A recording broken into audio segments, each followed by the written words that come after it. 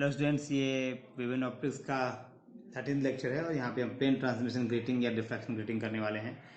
तो इसको हम दो पार्ट में कर देंगे। एक दिन आज हम इंटेंसिटी का एक्सप्रेशन निकालेंगे और फिर वहाँ से देखेंगे कि उस इंटेंसिटी से सिंगल स्लिट और डबल स्लिट का इंटेंसिटी कैसे ऑब्टेन कर सकते हैं। सेकेंड लेक्चर में हम इसका देखेंगे कि मैक्सिमम मिनिमा कंडीशंस निकालेंगे और फिर जो पैटर्न बनेगा उसको प्लॉट करेंगे डिफ्रैक्शन पैटर्न को। तो पहले सिंगल स्लिट डिफ्रैक्शन ग्रेटिंग है क्या? देखिए, डिफ्रैक्शन ग्रेटिंग बेसिकली क्या, एक प्लेन ग्लास प्लेट लीजिए, उसको लिया जाता है और जो फाइन पॉइंट डायमंड है, ठीक, उससे रूलिंग कर देते हैं, लाइन खींच देते हैं। ठीक, फाइन डायमंड पॉइंट से आपको लाइनिंग बना दी ऐसे, मतलब कुरेज दिया ऐसे, ये लाइन बना दी।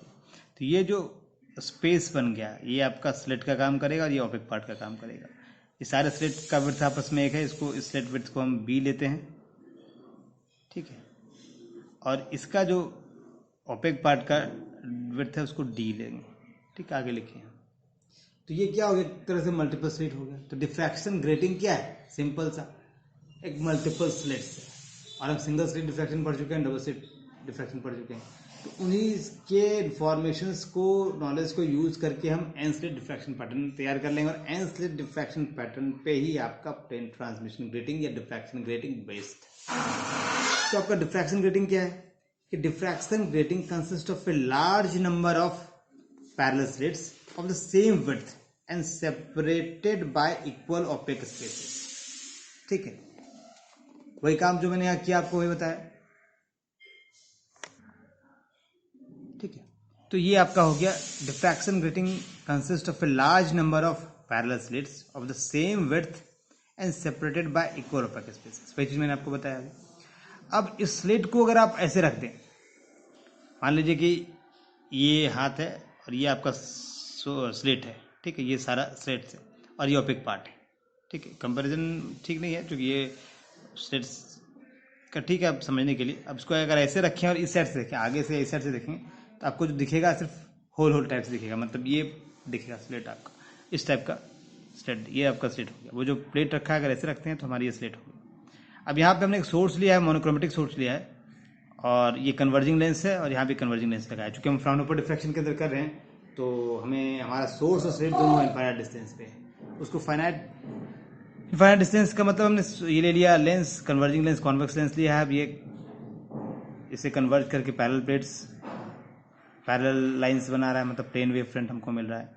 ये प्लेन वेव फ्रंट, जब ये एन स्लिट, ये आपका एन स्लिट या मल्टीपल स्लिट या डिफ्रैक्शन ग्रेटिंग इसी को कहेंगे, ये प्लेन वेव फ्रंट यहाँ पे फॉल करेगा और यहाँ से आपके पास सेकेंडरी वेवलेट्स निकलेगा। ठीक है, अब सेकेंडरी वेवलेट्स के बारे में एक चीज आपको रिमाइंड करा दें कि हाइजेंस प्रिंसिपल जो आपने पढ़ा होगा, हाइजेंस प्रिंसिपल में क्या था कि प्लेन वेव फ्रंट का हर एक पॉइंट सेकेंडरी वेवलेट्स का सोर्स होता है। तो हर एक पॉइंट जो यहाँ पे हमारे पास प्लेन वेव का होगा वो सेकेंडरी वेवलेट्स छोड़ेगा, ढेर सारे यहाँ सेकेंडरी वेवलेट्स होंगे और वो आपस में सुपरपोज करके ये हमारा रिजल्टेंट वेव दे रहा है। तो ये क्या हो गया, ये जो लाइन हो गया वो सिंगल स्लिट आपको देगा, सिंगल स्लिट डिफ्रैक्शन का। सिंगली ये भी सिंगल स्लिट डिफ्रैक्शन हो गया, ये सिंगल स्लिट डिफ्रैक्शन हो गया, सिंगल स्लिट डिफ्रैक्शन हो गया, और ये सारे सिंगल स्लिट डिफ्रैक्टेड वेव्स जो आपस में सुपरपोज करके इंटरफेयर करेंगे आपस में और जो पैटर्न बनाएंगे वो आपका रिजल्टेंट पैटर्न बनेगा। ठीक है, तो सेकेंडरी वेवलेट सबका दो तरह से हो रहा है। ये देखिए, सेकेंडरी वेवलेट से जब जीरो एंगल से यहाँ पे क्रॉस कर रहे हैं पैरेलल ऑफ द इस ऑप्टिकल एक्सिस, ठीक है, तो वो उनके बीच क्या हुआ, कोई पार्ट डिफरेंस नहीं है।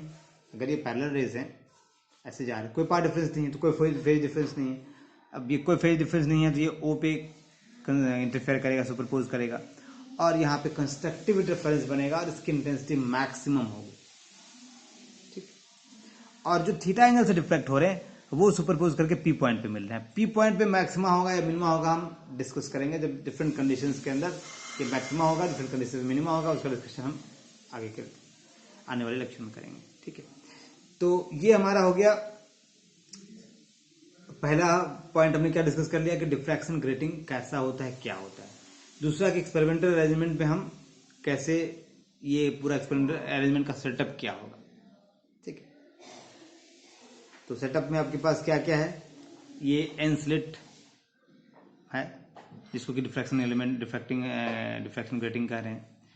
दो कन्वर्जिंग लेंसेज है, एक स्क्रीन है, ठीक है, तो मोनोक्रोमेटिक सोर्स है, और हमारा पी पॉइंट पे और ओ पॉइंट पे ये हमारा सेंट्रल मैक्सिमम बन रहा है, यहाँ पे मैक्सिमम मिनिमम क्या जो भी बनेगा वो हम एनालाइज करेंगे। और विड्थ टर्म्स क्या क्या है, जो स्लिट का विड्थ है वो बी है, जो ओपेक स्पेस का विड्थ है वो डी है, तो बी प्लस डी को हम ग्रेटिंग एलिमेंट भी कहते हैं, ठीक है, बी प्लस डी को ग्रेटिंग एलिमेंट भी कह रहे हैं। जो मोनोक्रोमेटिक सोर्स ऑफ लाइट लिया है उसका वेवलेंथ हमने लैम्डा लिखा, ये हो गया। अब हम अभी हमने क्या इसमें क्या देखा कि ये different single slit diffraction pattern है वो आपस में सुपरपोज या इंटरफेयर कर रहा है, ठीक है। तो सिंगल स्लिट डिफ्रैक्शन का जो रिजल्टेंट वेव आया था उसके एक्सप्रेशंस को हम डायरेक्ट यूज करेंगे, और डिस्क्रिप्शन में उसका हम लिंक दे देंगे ताकि आप उसको एक बार जाके देख लें कि कैसे आता है, अगर आपने वो लेक्चर मेरा नहीं देखा है तो, ठीक। तो हम सिंगल स्लिट का जो हमारे पास आएगा ये आया है, आप उस लेक्चर को देखेंगे तो क्लियर हो जाएगा कि कैसे आया है। Resultant diffracted secondary waves from each single slit reaching at point P is given by even जो आपके पास है A sine beta by beta E to the power minus I omega T minus beta है from single slit diffraction, ये हमने direct उठाया है। जहां बीटा क्या है, beta is pi by 2 pi B sine theta by lambda, ठीक है। फाई आपका फेज डिफरेंस है, फेज डिफरेंस का हाफ करके हमने उसको बीटा एज्यूम किया था। थीटा जो है आपके पास ये थीटा वहां एंगल ऑफ डिफ्रैक्शन है, बी स्लिट का विड्थ है, पाई कांस्टेंट है, लैम्डा वेवलेंथ ऑफ सोर्स, ठीक है। तो इसके बारे में हम यहाँ डिस्कस नहीं करेंगे, इसके बारे में जो लिंक होगा अगर आपको कोई डाउट होगा तो उस लिंक में जाके क्लिक करके देखिएगा, आपको इसका पूरा डिटेल कैसे आया पूरा डेरिवेशन मिल जाएगा। अब यहाँ हमने एक सिंगल स्लिट का लिया, अब सिंगल स्लिट डिफ्रैक्टेड वेव हमने एक लिया E1, अब E2 भी लेंगे, बट E1 और E2 में फेज डिफरेंस है, हम E1 से E2 को ऑब्टेन करेंगे, ठीक है। फर्स्ट जो हमने फर्स्ट स्लिट से हमारे पास जो आया expression resultant diffracted wave of by single slit, और जो सेकंड स्लिट से आएगा उन दोनों में एक फेज डिफरेंस होगा, सब कुछ वही रहेगा, बस एक फेज का डिफरेंस होगा। उस फेज के डिफरेंस को हमको निकालना पड़ेगा। तो फेज डिफरेंस निकालने का स्टैंडर्ड प्रोसीजर मैंने क्या बताया था कि पहले पार्ट डिफरेंस निकालिए, अगर आप पार्ट डिफरेंस निकाल लेते हैं 2 पाई बाय लैम्डा से मल्टीप्लाई करते हैं आपका फेज डिफरेंस आ जाएगा। और पार्ट डिफरेंस निकालने के लिए क्या था, जो प्रोसीजर हमने वहां फॉलो किया सिंगल स्लिट डबल स्लिट में, वही प्रोसीजर यहाँ फॉलो करेंगे, बिल्कुल कोई डिफरेंस नहीं है। हमने दो लाइट के बीच में क्या एक परपेंडिकुलर डाला था, और जो अब दिखाता हूँ फिगर में आपको, ये देखिए फेज डिफरेंस या पार्ट डिफरेंस निकालने के लिए दो डिफ्रैक्टेड वेव्स मान लीजिए किन्हीं दो में के बीच निकाल लेते हैं, तो ये एक सिंगल स्लिट डिफ्रैक्टेड वेव है, ये सिंगल स्लिट डिफ्रैक्टेड वेव है, तो यहां से एक परपेंडिकुलर डाल दीजिए आप, ठीक। तो यहां से लेकर यहां तक लेंथ होगा इक्वल होगा, ये एक्स्ट्रा लेंथ है सेकंड वाले का, मतलब ये आपका दोनों के पाथ में अंतर ही है, ये पार्ट डिफरेंस को कहेंगे। अब ये कैसे निकालेंगे, तो सिंपल है, ये एंगल हमने ले रखा है थीटा है, जो एंगल ऑफ डिफ्रैक्शन है थीटा है, ये थीटा है, ये भी थीटा होगा, ये भी थीटा होगा, थीटा है। अब ध्यान से देखिए, ये अगर थीटा है ये लाइन, तो और ये पूरा 90 है, तो ये 90 माइनस थीटा हो जाएगा, ठीक है। ये 90 माइनस थीटा हो गया, और ये हमने परपेंडिकुलर डाला है 90 है, तो ट्रायंगल का एक एंगल 90 माइनस थीटा है, दूसरा एंगल 90 है, तीसरा एंगल थीटा होगा, ठीक है। उसी को मैंने यहाँ पे दिखाया है, आप देख सकते हैं, ये 90 है, ये 90 माइनस थीटा हो गया, ये थीटा था, ये 90 माइनस थीटा हो गया, तो ये थीटा हो जाएगा। और ये देखिए जो ओपेक स्पेस है उसका विड्थ को हमने डी लिया है, और यहाँ पे आपका जो स्लिट है उसका हाफ स्लिट यहाँ पे आ रहा है, हाफ स्लिट यहाँ पे आ रहा है, क्योंकि बीच बीच में पॉइंट को हमने लिया, ये रे जो है बीच इसके बीच में लिया है हमने, ठीक है। तो ये b/2 है, b/2 और d है, तो b d प्लस b/2 तो हो गया b प्लस डी, ये आपका जो लेंथ यहाँ से यहाँ तक हो गया वो आपका b प्लस डी हो गया। b प्लस डी को आप ग्रेटिंग एलिमेंट भी कहते हैं, ठीक है। तो आपका b प्लस डी हो गया। इस ट्रायंगल को लिए अगर साइन थीटा मान लीजिए, मैंने इसका नाम mn रख दिया, ये mn रख दिया, जो पार्ट डिफरेंस से हम निकाल रहे हैं, तो आपका साइन थीटा क्या हो जाएगा, mn by b plus d base by hypotenuse, ठीक है। तो mn क्या आ गया आपके पास, mn आ जाएगा b plus D sine theta, और बेसिकली mn ही क्या है, यही पार्ट डिफरेंस है आपका, पाथ डिफरेंस है, mn ही पार्ट डिफरेंस है, mn आपका पार्ट डिफरेंस, तो पार्ट डिफरेंस क्या आ गया b plus D sine theta. तो फेज डिफरेंस क्या आएगा, फेज डिफरेंस हमारे पास आएगा 2 pi by lambda into path difference, 2 pi by lambda into b plus D sine theta आ जाएगा हमारे पास, ठीक है। तो जो फेज डिफरेंस लिखेंगे हम उसको लिखेंगे कि path difference between two secondary wavelets, ये देखिए phase difference between two secondary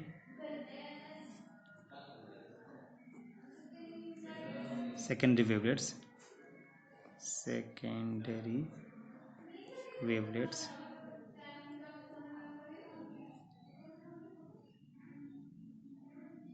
from adjacent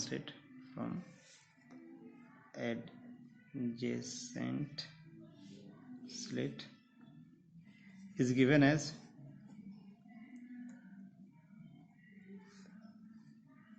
वो हमने फाइव रखा था, इसको 5 1 कर देते हैं।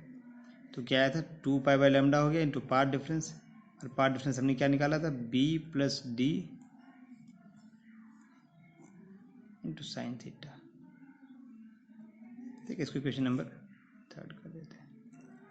ठीक, तो ये हमारे पास फेज डिफरेंस निकल गया, तो हम E2 निकाल लेंगे। ठीक, देयरफॉर क्योंकि E1 और E2 में E1 क्या है, फर्स्ट स्लिट जो सिंगल स्लिट उससे जो रिजल्टेंट डिफ्रैक्टेड वेव है, और E2 हमारा सेकंड स्लिट से जो रिजल्टेंट डिफ्रैक्टेड वेव से। ठीक, अब इन दोनों में सिमिलर सेम ही है, वो भी सिंगल स्लिट का है, ये भी सिंगल स्लिट का, बट दोनों साथ ले रहे हैं, तो दोनों के बीच जो फेज डिफरेंस है उसको इंक्लूड करना है। तो हमारे पास E2 क्या आ गया, देयरफॉर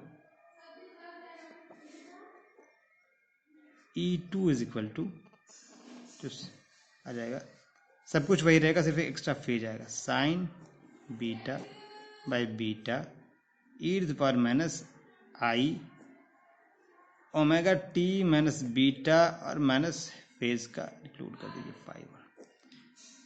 ये सेकंड का हुआ। तो थर्ड वाला क्या होगा, थर्ड फर्स्ट से सेकंड आपका के बीच 5 1 का फेज है, और सेकंड और थर्ड में भी 5 का फेज है, तो फर्स्ट और थर्ड के बीच का कितना फेज हो गया 2 5 हो जाएगा, 2 5 1 हो जाएगा। ठीक, इसी तरह जो अगला है वो 3 5 1 का हो जाएगा, 4 5 1, nth होगा वो आपका n-1 5 1 हो जाएगा।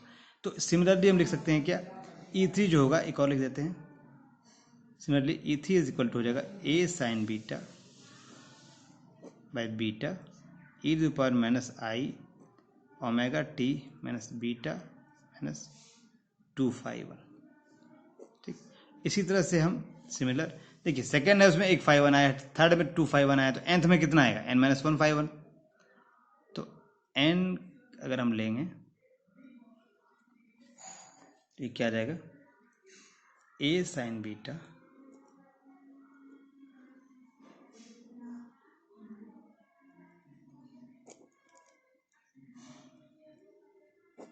बाई बीटा, और e पर आ गया माइनस आई omega T minus beta minus n-1 5 1, ये आ गया। और अब क्या हो रहा है, ये जितने हमारे पास n स्लिट्स हैं, सबसे जो डिफ्रैक्टेड वेव्स आए हैं सब आपस में सुपरपोज कर रहे हैं, इंटरफेयर कर रहे हैं। तो हमको रिजल्टेंट लेना पड़ेगा कहाँ पे, पॉइंट P पे। वही हमारा इस पॉइंट P पे इंटेंसिटी देगा, जिसका हमें एनालिसिस करना है। तो रिजल्टेंट एट पॉइंट P लिखेंगे, resultant at point P, resultant wave basically, resultant wave at point P क्या आएगा, E is equal to E1 plus E2 plus E3 dot dot dot plus EN। ठीक, और क्या है हमारे पास, E1 है a sine beta by beta e पर minus आई omega T minus beta, E2 क्या है a sine beta by beta e⁻⁻i omega T minus beta minus 5 1 minus 5 1। ठीक, और E3 क्या है a sine beta by beta e⁻⁻i omega T minus beta minus 2 5 1 हो गया। Similarly हमारे पास -10 कर दी, -10 प्लस nth टर्म ले लेंगे, वो क्या आ जाएगा a sine beta by beta e⁻⁻i omega T minus beta minus n-1 5 1। ये आपका nth तक का आ गया। अब पूरे में कॉमन क्या निकाल सकते हैं, देखिए ए साइन बीटा पर बीटा तो कॉमन है ही, वो दिख ही रहा है, और एक्सपोनेंशियल टर्म के अंदर भी एक कॉमन आपका आ रहा है। एक्सपोनेंशियल में कौन सा कॉमन है, E to power minus I omega T, ये आपका कॉमन आ रहा है सब में, और E to power I omega T नहीं, पूरा ये कॉमन आ जाएगा sorry, E to power minus I omega T minus beta, ये टर्म सब में कॉमन है। तो हम ये पूरा मतलब फर्स्ट टर्म हमारा पूरा कॉमन आ जाएगा, तो कॉमन निकाल लीजिए, A sine beta by beta E to power minus I omega T minus beta, ये हमारा कॉमन आ गया। तो बचा क्या, फर्स्ट टर्म तो हमारा 1 बच गया, सेकेंड टर्म में क्या बचा, माइनस आई और माइनस तो प्लस आई फाई 1 ई पर आई फाई 2 ई पर आई सॉरी फाई 2 नहीं, मिस्टेक कर दिया, फाई 1 है 2 फाई हो जाएगा, फाई 1 है ये आई 2 फाई हो जाएगा, ई पर आई 3 फाई 1 एंड सिमिलरली ई पर आई एन माइनस 1 फाई 1। ठीक, ये आपके पास आ गया। अब थोड़ा सा आप दिमाग पे जोर डालिए, पुरानी मैथमेटिक्स को याद कीजिए, तो ये आपको पता चलेगा कि सीरीज कैसा है। ये जो आप देख रहे हैं वो ज्योमेट्रिक प्रोग्रेशन है, ज्योमेट्रिक सीरीज का सम है। ठीक है, तो ज्योमेट्रिक सीरीज में आपका जब सम लेते हैं, ज्योमेट्रिक सीरीज का जब आप सम करते हैं और टर्म आपके एन टर्म है, इन्फिनिटी तक टर्म होता है तो अलग फॉर्मूला होता है, लेकिन एन टर्म तक आप समेशन ले रहे हैं, तो आपके पास क्या होता है, अगर आर उसका कॉमन रेशियो है, ठीक है, तो 1 माइनस और एन टर्म है तो 1 माइनस आर का power n divide by 1 minus r, ये आपका फॉर्मूला होता है सम का, आपको याद होगा। उसी फॉर्मूले को हम ज्योमेट्रिक सीरीज का जो समेशन का फॉर्मूला है एन टर्म का, उसी को यूज कर रहे हैं यहाँ पे। ए साइन ये एज इट इज रह जाएगा, sign beta by beta minus I omega T minus beta, ये तो रह गया एज इट इज, और यहाँ पे कॉमन रेशियो आपका क्या आएगा, अब डिवाइड करके देखिए, इसको डिवाइड कीजिएगा, ये आई है, आई 2 फाई 1 है, बटे आई फाई 1 आएगा, तो कट जाएगा तो आएगा आई फाई 1, तो क्या मतलब 1 माइनस आर के जगह पे हो गया E to power I phi 1 का पावर एन, आर एन था तो जाएगा आई एन फाई 1 बटे 1 माइनस आर, 1 माइनस ई पर आई फाई 1। ठीक, ये आपके पास आ गया। तो जीपी ज्योमेट्रिक प्रोग्रेशन का आप समेशन ऑफ एन टर्म लिख सकते हैं, from GP geometric progression summation of n terms, summation of n terms. ठीक, ये याद रखने के लिए लिख दिया कि फिर भूल जाए तो याद आ जाएगा। अब यहाँ पे थोड़ा सा हम ट्रिक करेंगे कि बस एक फॉर्म, डिफरेंट फॉर्म लाने के लिए हम थोड़ा सा प्ले कर रहे हैं। ये जो हमारे पास फर्स्ट टर्म को तो एज इट इज रहेगा ही रहेगा, ए साइन बीटा बाई बीटा आ गया, इस पर माइनस आई ओमेगा टी माइनस बीटा आ गया। अब देखिए यहाँ से हम कॉमन निकाल रहे हैं, क्या कॉमन निकाल रहे हैं, E to the power I N phi 1 by 2 निकाल लिए, ठीक, और नीचे से क्या निकाल लेंगे, E to the power I phi 1 by 2 निकालेंगे, मैंने इसका आधा निकाल लिया, इसका आधा निकाल लिया, तो ऊपर हमारा क्या गया, E to the power I N phi 1 by 2 निकाल लिए, और नीचे निकाले E to the power I phi 1 by 2, तो ऊपर क्या बच जाएगा, यहाँ पे बच जाएगा E to the power I minus हो जाएगा I N phi 1 by 2 minus E to power I N phi 1 by 2, और नीचे आ गया E to power minus I phi 1 by 2 minus E to power I phi 1 by 2। ठीक है, देखिए ये एक्सपोनेंशियल टर्म जो है उसको अगर आप एक्सपैंड करेंगे साइन कॉस में, तो E to power minus I N phi 1 by 2 का आएगा cos N phi 1 by 2 minus sine N phi 1 by 2। Similarly ये भी कॉस साइन के टर्म में आएगा, ये भी कॉस साइन के टर्म में आएगा, ये भी कॉस साइन के टर्म में होगा, और सिंपल अलजेब्रा करने के बाद आपके पास जो टर्म आता है वो आएगा sine N phi 1/2 sine phi 1/2। इस तरह से हमारे पास जो resultant wave at point P आया वो आ गया A sine beta by beta E to the power minus I omega T minus beta minus N minus 1 phi 1/2 sine N phi 1/2 sine phi 1/2।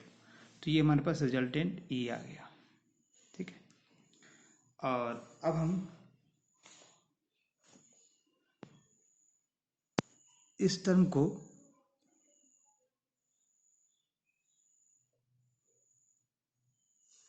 थोड़ा रीअरेंज कर लेते हैं। ठीक है, इसको ऐसे कर लेते हैं, ए साइन बीटा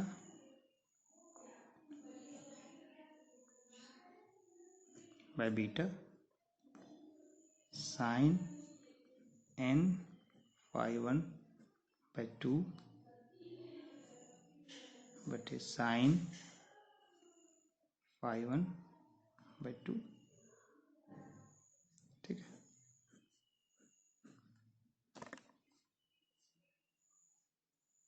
और एक्सपोनेंशियल टर्म को लास्ट में लिखते हैं, omega T minus beta minus N minus 1 phi 1/2। अब हमने फाई 1/2 को एक नया टर्म मान लिया, let phi 1/2, let gamma is equal to phi 1/2। और फाई 1 क्या था? फाई 1 आपका फेज डिफरेंस था, जो हम निकाल चुके हैं स्टार्टिंग में, उसको यहाँ से यूज कर लेंगे, pi B plus D sine theta by lambda. तो ये हमारे पास जो फर्स्ट टर्म है, जो ये एक्सपोनेंशियल वाला टर्म है, उसको हम गामा के टर्म में लिख सकते हैं। देखिए यहाँ पे हो जाएगा n माइनस 1/2 गामा, यहाँ साइन एन गामा और यहाँ साइन गामा।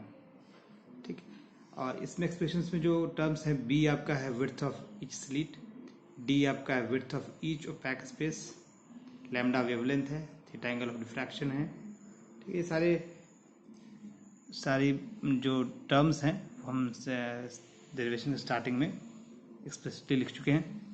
तो अब हमारे पास जो फॉर्म आएगा गामा के टर्म में, गामा के टर्म में हमारे पास जो एक्सप्रेशन आ रहा है that is e is equal to a sine beta by beta sine N phi 1/2 का हो गया gamma sine gamma e to the power minus I omega T minus beta minus N minus 1 gamma. ये हो गया आपके पास। इसको हम equation number 5 कर देते हैं।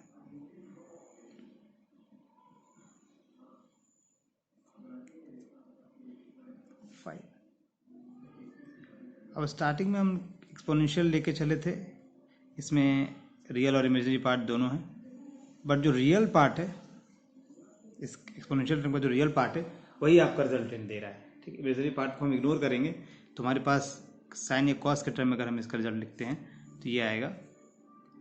रियल पार्ट सिर्फ लिख रहे हैं, जो हमारा रियल पार्ट है वही रियल वेव को रिप्रेजेंट कर रहा है। तो A sine beta by beta sine N gamma by sine gamma, E आ गया, सॉरी ई की जगह हम कॉस कर देंगे, cos omega T minus beta minus N minus 1 gamma. ये हमारा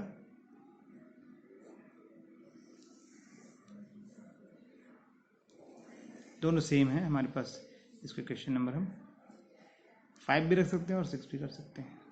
ठीक, तो ये हमारे पास रिजल्टेंट वेव का जो एन स्लिट का रिजल्टेंट वेव है उसका एम्पलीट्यूड आ गया, सॉरी पूरे रिजल्टेंट वेव आ गया। और रिजल्टेंट वेव में ये वाला जो पार्ट हो गया ये आपका रिजल्टेंट एम्पलीट्यूड देगा। ठीक, और ये फेज पार्ट है। तो अगर आप रिजल्टेंट एम्पलीट्यूड लिखेंगे तो ये आपका रिजल्टेंट एम्पलीट्यूड होगा। एम्पलीट्यूड का स्क्वायर आपका इंटेंसिटी होता है, तो जो इंटेंसिटी होगा वो इसका स्क्वायर हो जाएगा। ठीक है, तो ये हमारा, अगर हम आप रिजल्टेंट इंटेंसिटी लिखते हैं, क्योंकि रिजल्टेंट इंटेंसिटी एम्पलीट्यूड का स्क्वायर होता है, और ये आपका वेव का एम्पलीट्यूड है, वेव का फॉर्म है ना ये। ए कॉस ओमेगा, मान लीजिए कि ये C cos omega T minus theta है सपोज, ये जो आपका है एम्पलीट्यूड देगा। This term gives the amplitude. अगर एम्पलीट्यूड का स्क्वायर आप करते हैं तो इंटेंसिटी आता है, तो आप रिजल्टेंट इंटेंसिटी लिख सकते हैं। Therefore resultant intensity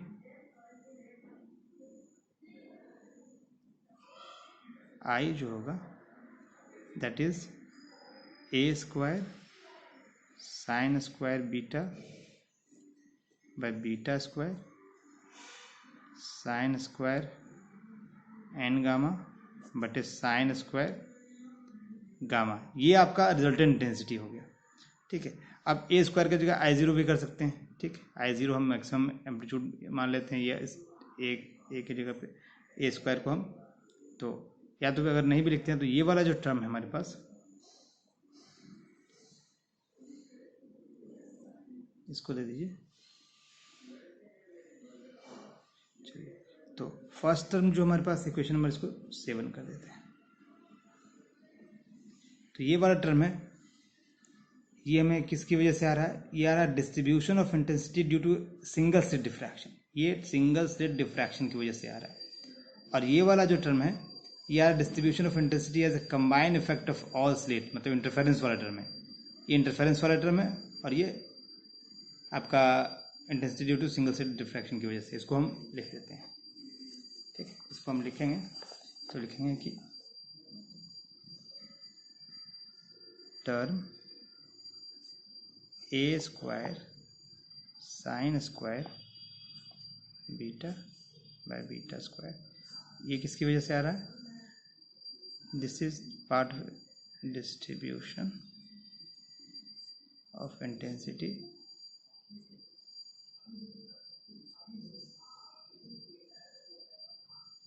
due to single slit diffraction.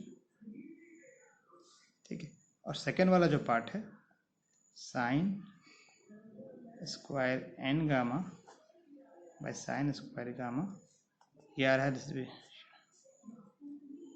Distribution of intensity as combined effect